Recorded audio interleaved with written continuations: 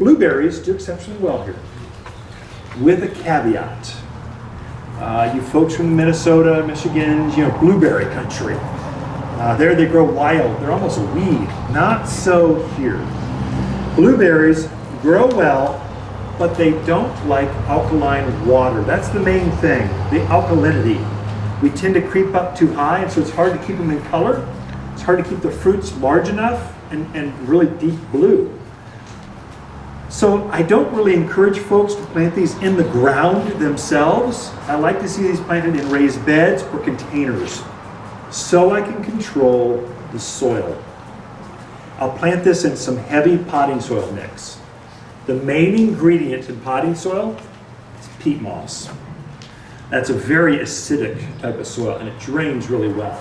So these guys will suffer that weight buildup in the tub or the sink or that calcium mineral layer.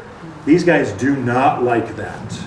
So that builds up in your soil, and it affects it in this top growth. It'll start to go off color. And so if I put that in potting soil, so I'll use a container about this big, 18, 20 inches or so, that about that tall, really pretty glazed pot or something. And I'll plant it in that. It'll grow for years in that pot, but I'll plant it in straight potting soil. And that seems to make the difference with production, berries, size. They don't get as big here. They're probably 20, 30% smaller than what you might be used to if you've grown them in other parts of the country.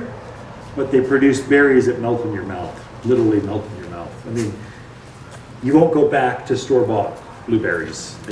They'll be pithy and off color, but fresh off the bush, they're like candy. Oh my gosh. Is it lunchtime or what?